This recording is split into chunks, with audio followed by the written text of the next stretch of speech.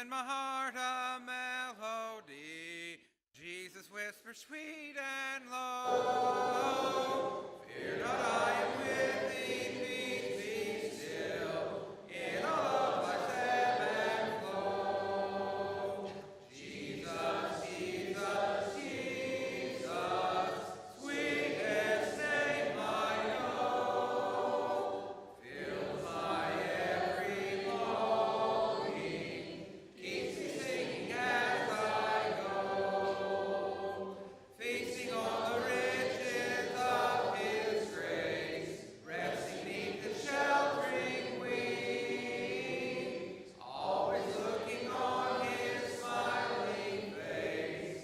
That is why I shout and sing. Jesus, Jesus, Jesus, sweetest name I know. Fills my every longing, keeps me singing as I go. Soon He's coming back to welcome me, far beyond the starry sky. I shall wing my flight to worlds unknown. I shall live with Him on high. Jesus, Jesus, Jesus, sweetest name I know. Fills my every longing, keeps me singing as I go. Now may dismiss the class.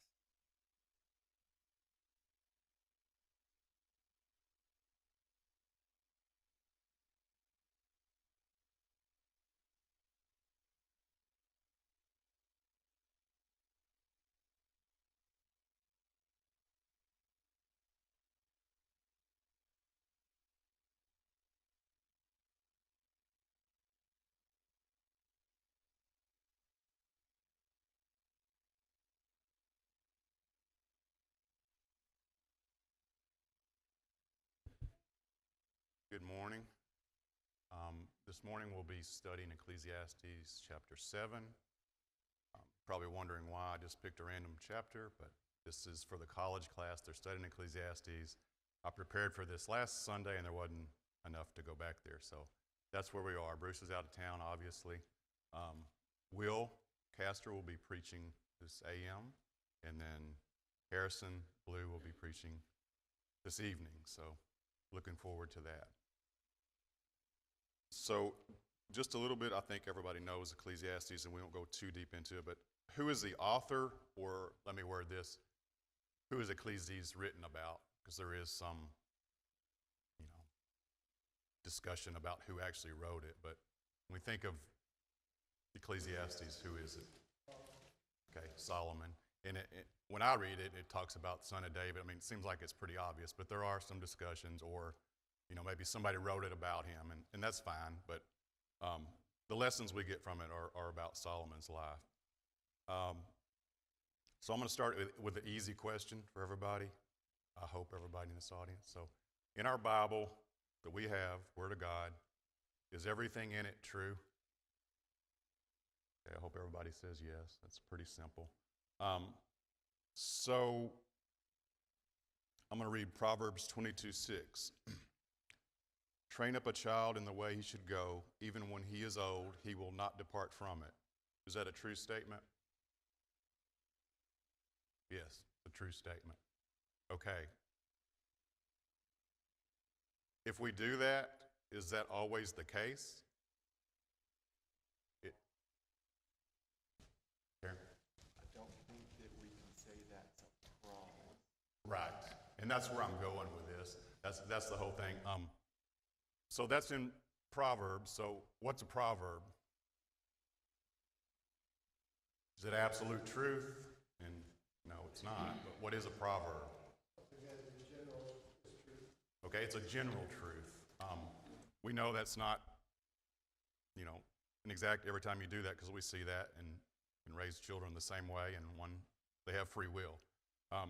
Just a simple point about that is that, which seems simple to us, but when you're having talks with other people in the world, it's amazing how they take stuff out of context and do this.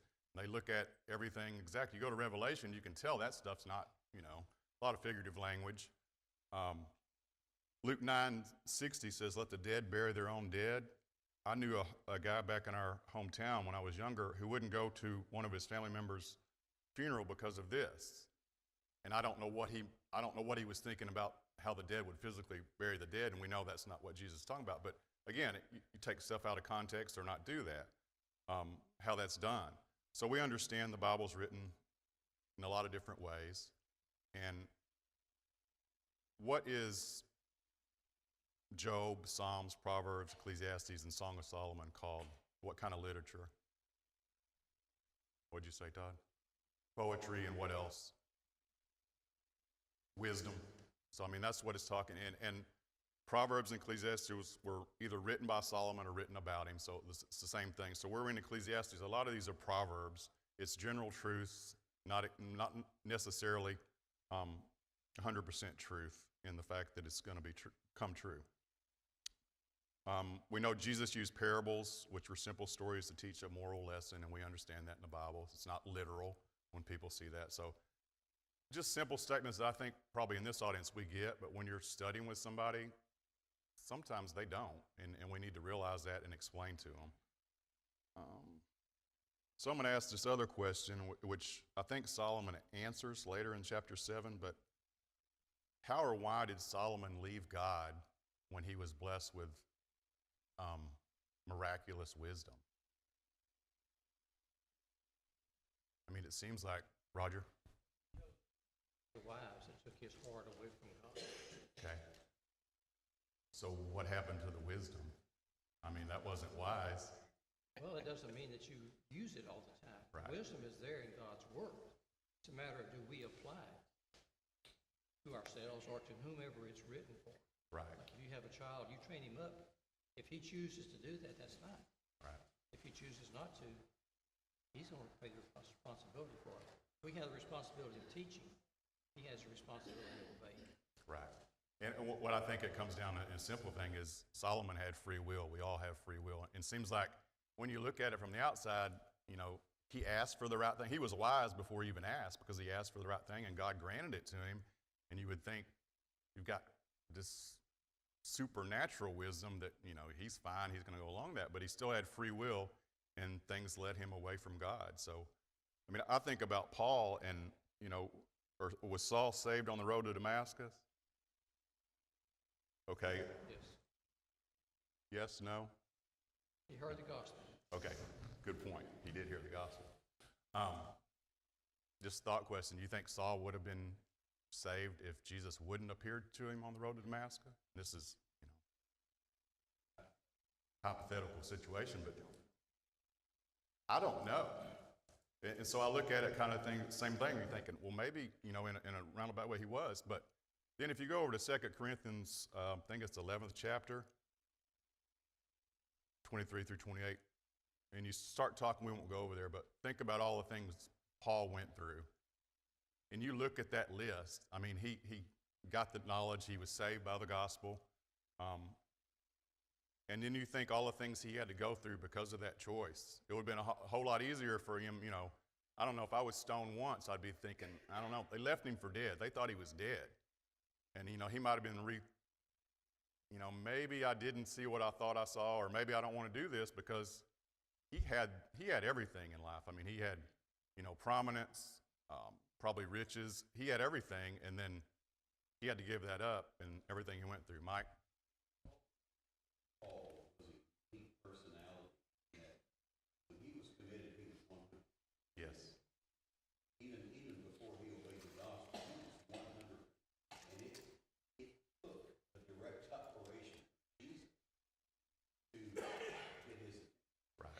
And that's why I always thought, he was so focused in before Jesus appeared to him. Maybe the gospel after a while he would have acted, but you don't know. But again, he had free will too. And even after this, Jesus appeared to him miraculously, he still went through so much that it would have been very easy to say, yeah, I don't know about this. When you start looking at that list, Todd?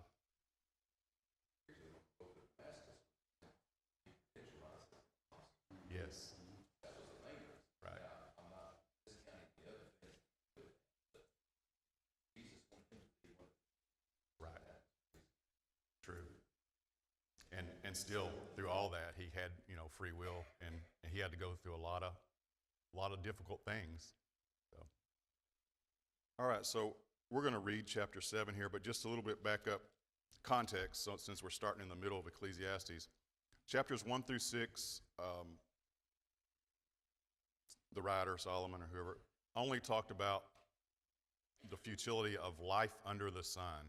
What's the phrase life under the sun mean when you read through Ecclesiastes? Our life here on earth. Okay. What's that leave out? Eternity, one thing. Okay, eternity and God, right? I mean, it's life under the sun. Here in this world. Right, And a lot of times it's which road you choose to. right. And I think chapters 1 through 6, Solomon's talking about life experiences, everything he went through. There's not a whole lot of mention of God because he was trying to find meaning in life and everything that probably we do, but especially the world does. He's looking for anything of like, okay, I can do this, this, and this, and surely this is going to be the meaning of life. And he realized it wasn't. So chapter 7, he's starting to find out the true meaning of life. And then in chapter 7, it starts out with 7 comparative proverbs. So let's just read chapter 7. Harrison, would you read? Let's see how long that is. Read the first 10. Mike Binko, would you read the next 10? And then Richard, would you finish up? Ecclesiastes chapter 7. Good thing is better than precious ointment in the day of death and the day of birth. It is better to go to the house of mourning, go to the house of feasting. This is the end of all mankind, living a life of dark. Sorrow is better than laughter, for by sadness of face, the heart is made glad. Heart of the wise in the house of mourning, heart of fools in the house of mirth. It is better for a man to hear the rebuke of the wise, than hear the song of fools. For as the crackling of thorns under a pot, so is the laughter of fools, also is vanity. Early oppression drives the wise into madness, and pride corrupts the heart. Better is the end of a thing than its beginning, and the patient in spirit is better than the proud in spirit. Do not quicken your spirit to become angry, for anger lodges in the heart of fools. Say not, why were the former days better than these? For it is not in wisdom that you ask. Wisdom is good with an inheritance, and profitable to those who seek the sun. For wisdom is a defense as money is defense, but the excellence of knowledge is that wisdom gives life to those who have it. Consider the work of God, for who can make straight what he has made crooked? In the day of prosperity be joyful, but in the day of adversity consider. Surely God has appointed the one as well as the other, so that man can find out nothing that will come after. I have seen everything in my days of vanity. There is a just man who perishes in his righteousness, and there is a wicked man who prolongs life in his wickedness. Do not be overly righteous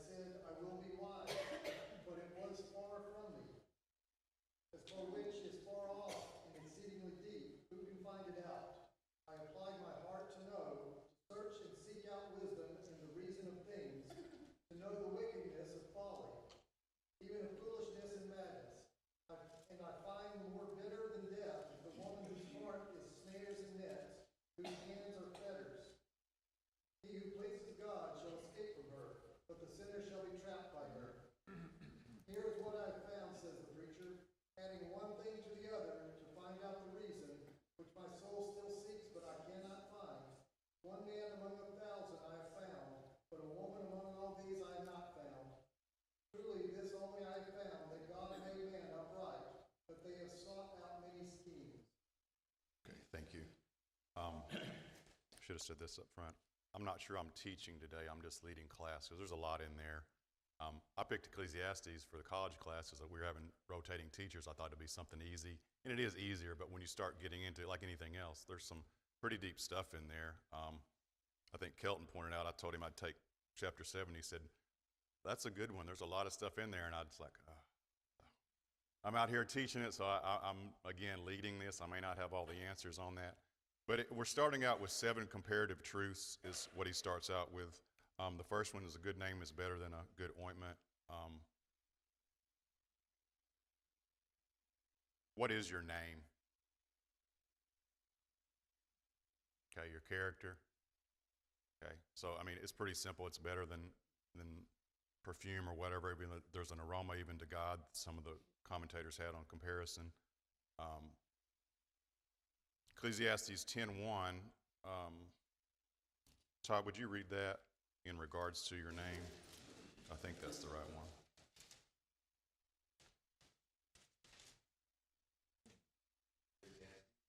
Yeah.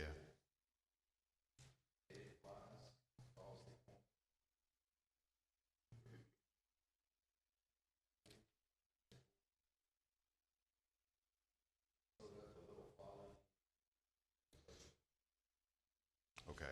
And ESV says, dead flies make the perfumer's ointment give off a stench. A little folly outweighs wisdom and honor. And really, I think the reference is that how quick you can lose your name. Somebody stands up here every time when he's leading closing song and says, remember who you are. I think I've heard that in this many times. My parents used to tell remember who you are. And we know what that means. So, I mean, I think that's what Solomon's saying here, and a name carries great weight, but it's also very quickly to ruin your name. I mean, one action can do it. It takes a long time to build a reputation good, but it doesn't take long to lose it. So, and then the next one, he says, the day of death is better than birth. Why is that? Why would Solomon say that? Considering what he's gone through and what he's saying here, and is that a true statement?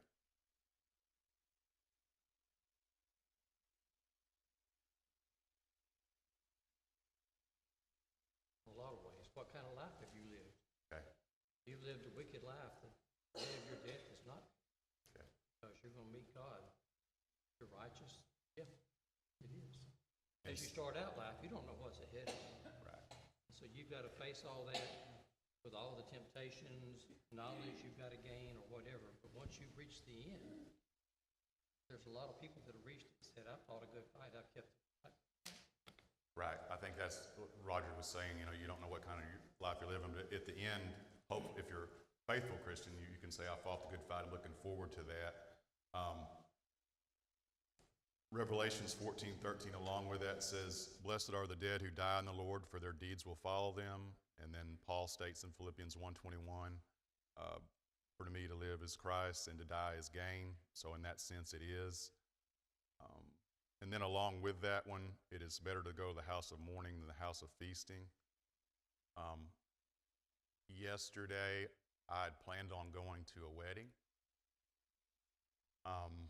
Thursday night, I found out my uncle passed away, so I ended up going to a funeral instead. And, it's kind of hit home. It's like, what happens what are you looking forward to at a wedding? Usually it's something the future. You're looking forward to, happy times, good times in the future. What are you looking at? This may be me. What are you looking at when you go to someone's funeral? Yeah, I mean, the end, and then hopefully you're reflecting on your own life. I know I had family members there. Uncle was a faithful Christian. He was a gospel preacher, but there was some cousins there who had left the Lord, and, I'm just thinking, first I'm examining my life, thinking how quickly he was 80, but still how quickly how the life is. But you're thinking about these ones who are not right with God, and they're here, and I'm thinking, are they thinking about eternity? And I don't know, but death brings that to the door and should make you think, it's going to happen to me, and am I living right? So I think that's there's nothing wrong with house of feasting and things like that, but he's saying comparatively priorities and God should be first. Um, and then the next one, sorrow is better than laughter. And I think all these kind of go along with that. There's a place for jokes and comedy, and I think God gave us a sense of humor, so I understand that and should be. We shouldn't be serious all the time, but there's more important things, and I think, that, again, that goes along with death. Death changes everything, gives us needed perspective. I had a note on something I wanted to mention. Yeah, along on this, I was reading a little bit of a commentary on Ecclesiastes, and it said that some of the old Romish monks always read their Bibles with a candle stuck in a skull. And maybe you've seen that in movies, you know, the skull, and I never thought anything about it. Usually it's scary movies or something, but it's just the light from a death's head may be an awful one, but is a very profitable one, is what they were saying. So, you know, they had the candle in there and to remind them of death, and I'd never realized that, but kind of an interesting fact, and it does put things in perspective. When they buried Roxy, they had Ecclesiastes number 7, and they said the same thing, that you go to the house of mourning instead of going to the house of foolishness. Yes, that's true, Don. That is true. And I have a tape, but I can't play it no more because I don't have a good tape recorder. But Roxy had a bowl of roses, and she said, you know, she named each item. She said, if I've done this or I've done something else and everything, she said, will you please forgive me, but don't quit remembering me as a sister in Christ. Right. And that's what it comes to. On our death, we want to be remembered well. It goes back to having a good name and being right with God. It's good points. So we go on down to sorrow's better than laughter. We kind of did that. And those kind of all go along with that. Rebuke is from wise is better than the song of fools. What does that mean?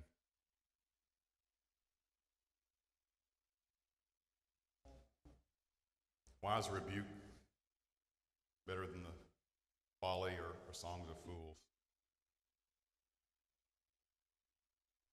The idea of an older person wise, Yeah, I think that is part of what he's as saying. opposed to a younger person who hasn't experienced anything.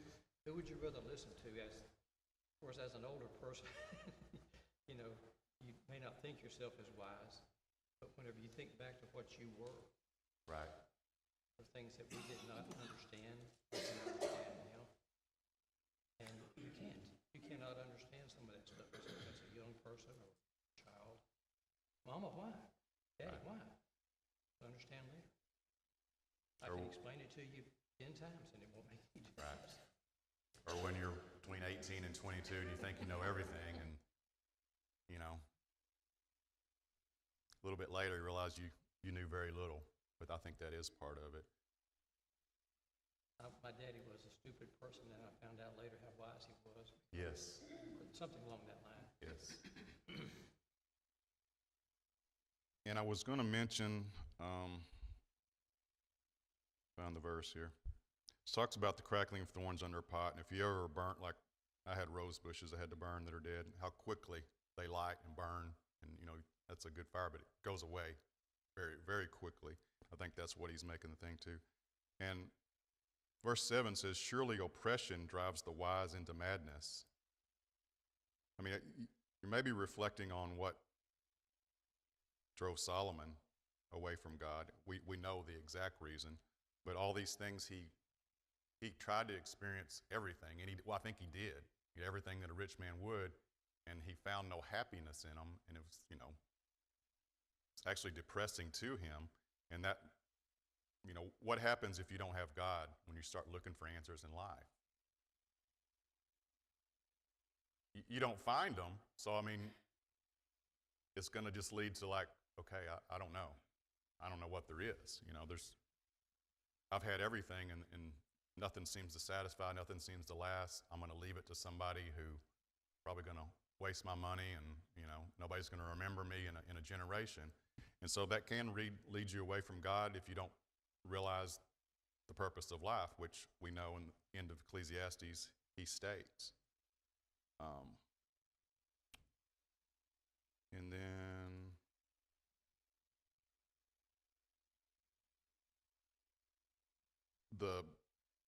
I guess the sixth one, which kind of Roger touched on, the end of the matter is better than the beginning.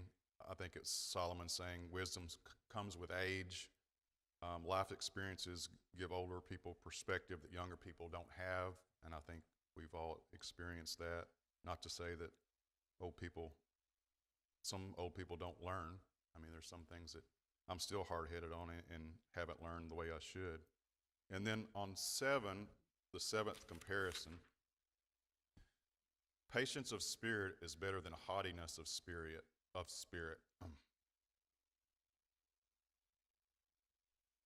And so to develop humility instead of haughtiness, we must guard against two things, which he mentions here. We must guard against anger, and that's Proverbs 16:32. Well, would you read Proverbs 16:32? If I wrote my verse down here, I didn't check that one.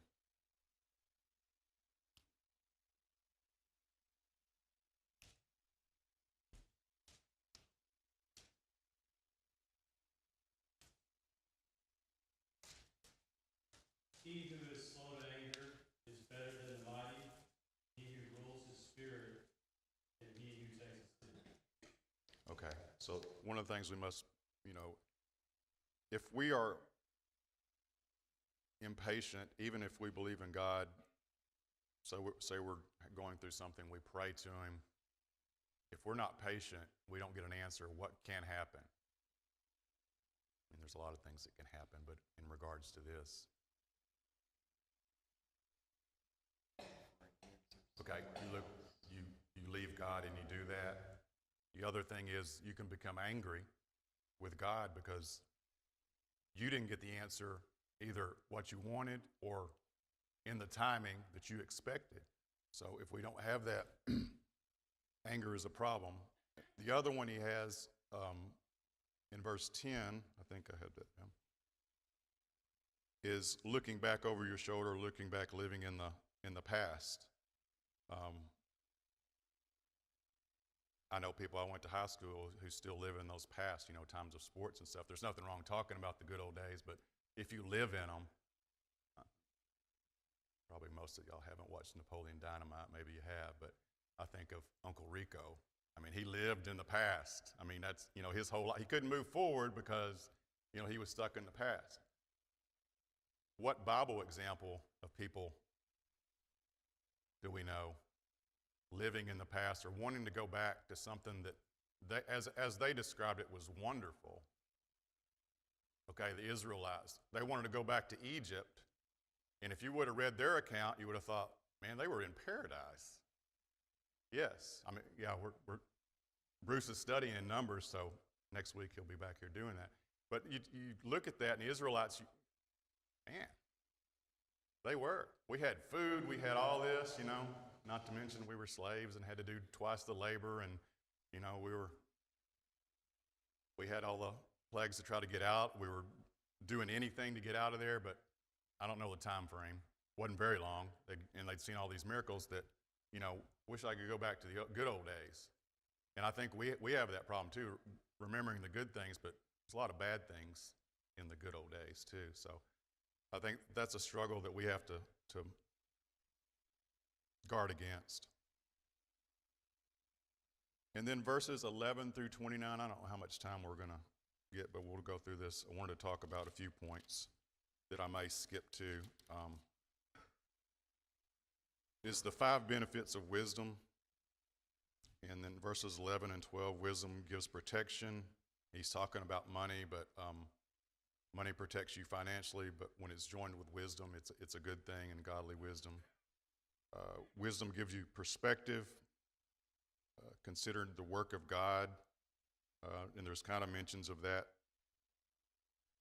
He is in control of both the good days and the bad days. And I did have a verse there. Let me see where I'm at.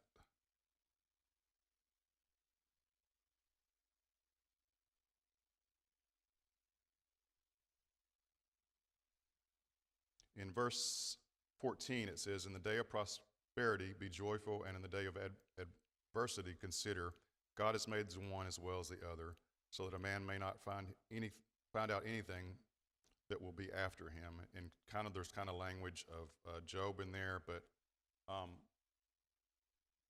Dino, would you read Proverbs 30, verse 8 and 9?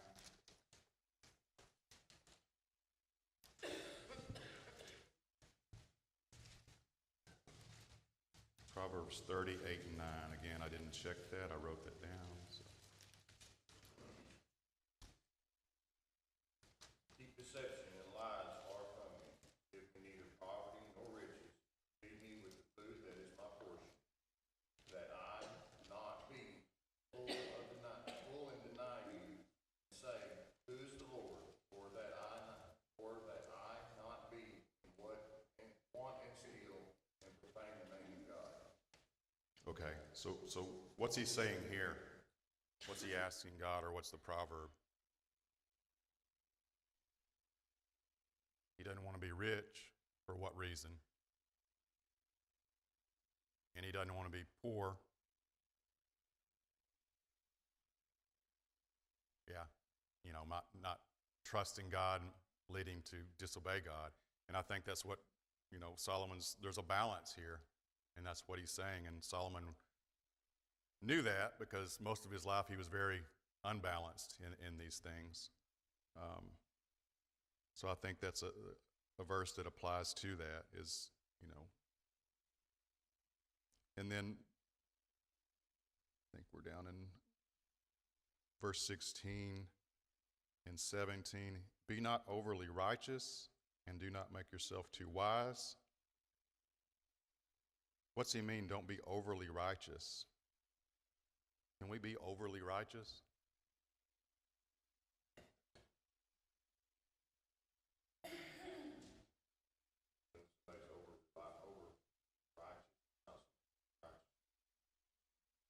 Okay.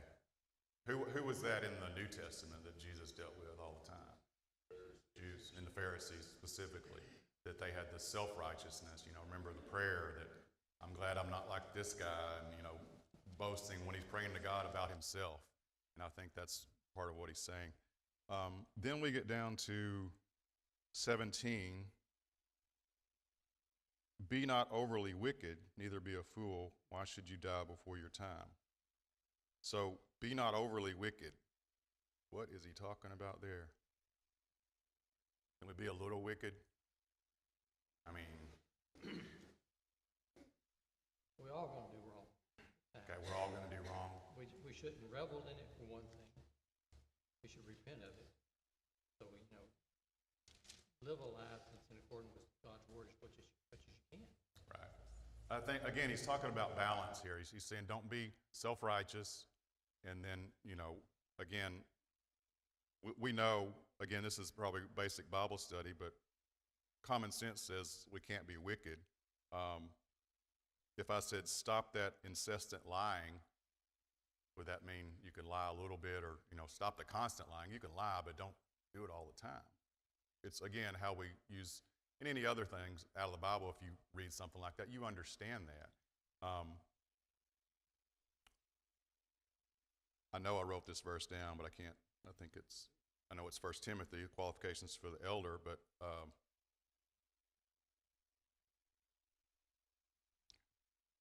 about a little wine. I just went blank. Roger, can you help? Yes, that's the one I was thinking about. Don't be drunk with a little wine or something. I'm paraphrasing there. Much wine. So we can be given to a little, right? Again, I think Bruce has said that he's condemning the excess, which condemns all of it. The other verse was that Bruce uses is in Psalms 50:10, where he's talking about 1,000 or 10,000 of the cattle are mine.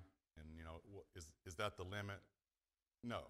Again, how you use language and know that. So he's not saying we can be a little wicked, but it's a balance. And like Roger said, we're going to sin in knowing that and having that balance and having God in your life. Okay.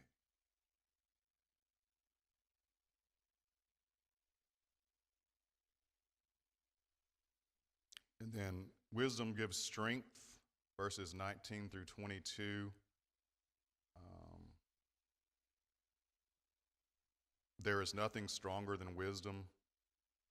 And I think Solomon started to realize that. Doesn't mean you're not going to sin, because obviously he was the wisest man on earth and still left God. But so it's godly wisdom that will save us and help us. Wisdom gives insight, verses 23 through 29. And this is kind of where I wanted to get into a little maybe discussion on this.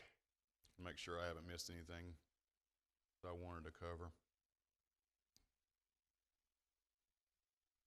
I'm sorry, I need to back up to verse 21. I did want to talk about this. It says, do not take to heart all the things people say, lest you hear your servant cursing you. Your heart knows that many times yourself have cursed others. So that's pretty straightforward, but what's he saying there?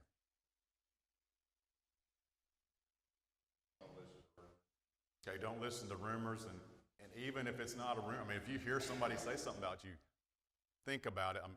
Number one, I guess it could be wrong, but it could be misinformation they had. And then what's he saying about us before we start getting angry about something somebody says about us? Or what do we need to think about? Don't be too upset. Absolutely. And, reading this, I thought, yeah. And there's probably, I've said things that I thought were true and then come to find out that weren't. So it's that situation. It's very easy when you hear something bad about you. I mean, that's hard. But, before we make judgments, we need to think about, okay, the situation. And then, if it is something, go to that person and talk to them, but don't go in anger and realize, hey, I've done the same thing, I think is what Solomon is saying here. And then we get down to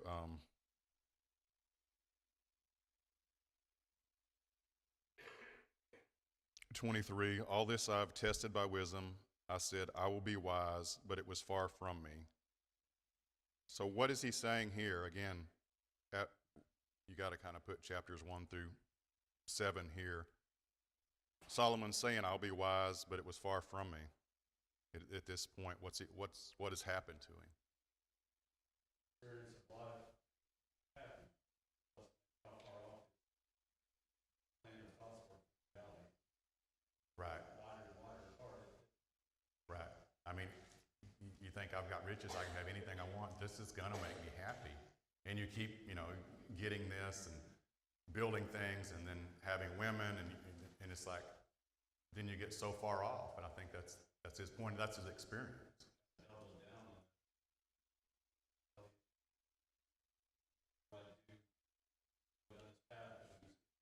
Right. It's got to get better. I mean, this has to be because when you don't have those things, you think, and I'm probably guilty of that today, if I had a new car, I'd be happy. How long does that last? Not long. Yeah. It doesn't last for me. When I see the depreciation of it, after I've had it a month, I kind of like, oh. But it's that. You get a new house and pretty soon it's outdated and all the colors are wrong and everything. It's just, but we think we're going to be happy sometimes, and that's human nature. But Solomon experienced all those things and then realized that. Okay, so I want to get down to 23 through 29, and specifically starting verse 26, and I find something more bitter than death, the woman whose heart is snares and nets and whose hands are fetters. He who pleases God escapes her, but the sinner is taken by her. So what's he talking about here? Or why does he start talking about women?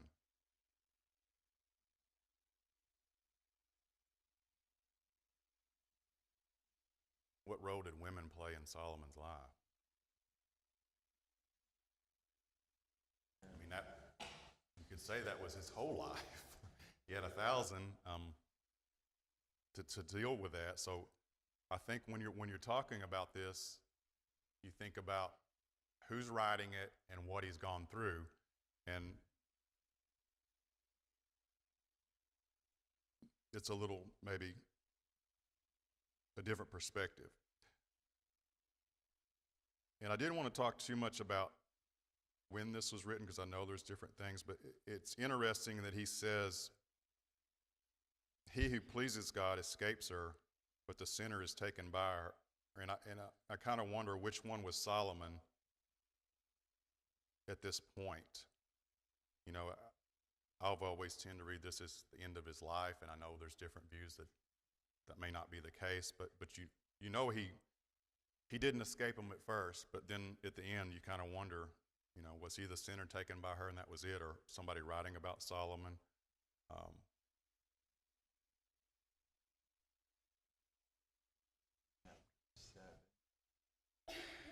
Woman's husband is away.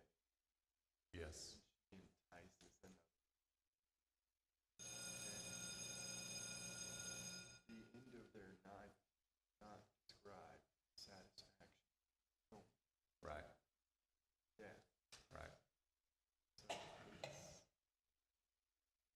So it's Right. now. Not used Right. But yeah, that is the proverb about the woman. And so in the last 5 minutes, I wanted to talk about what he says in, which again is context. Verse 28, which my soul is repeatedly from the verse 27. But I have not found one man among 1,000 I found, but a woman among those I have not found. And I'm assuming he's talking about one wise man. It's kind of, anybody may have different thoughts, but there's very few that are wise, and so he's probably not, again, it's not literal, but 1 in 1,000. How many women in 1,000 did he find? So what's our lesson about women? Oh, I got that look. That's what Betsy would have given me when I said that. It's again, it's his perspective. Was that his perspective? I mean, was that his experience? Absolutely, for all the women that he had, because what kind of women were they? Worldly, they were ungodly. They led him away from God to serve other gods.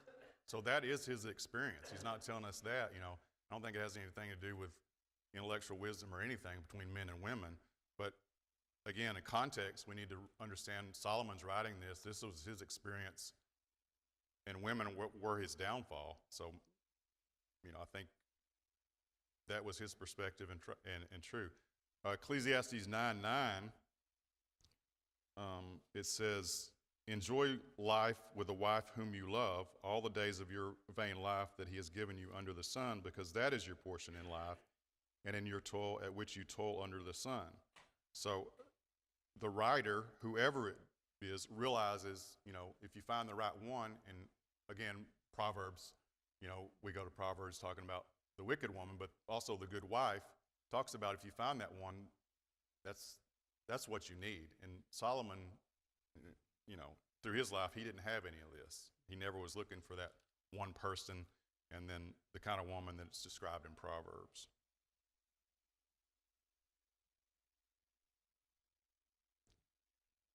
Saying that occurred to me. Solomon wrote this. Or somebody wrote it about him, or however you want somebody to say, wrote yeah. about it, but this is still the words of God. That is true. This is not Solomon or that person coming up with their own wisdom. Right. This is the wisdom of God that is coming through the Holy Spirit to these people. Right. That's a good point to remember, Roger. I appreciate that, because it is his experiences, but, you know, God guided him in that, and he's going through all the things he went through that which were terrible and didn't work out. And he's wanting the readers to know that, hey, I've tried all these things. It's not the answer, and God is the answer. So I do appreciate that. So I think that's where I'm going to stop. I just wanted to touch on those last few verses. I appreciate y'all helping me on that. Bruce will be back next Sunday in numbers, and I think he's out the next Sunday. So if anybody wants to teach up here and take my spot, you are more than welcome.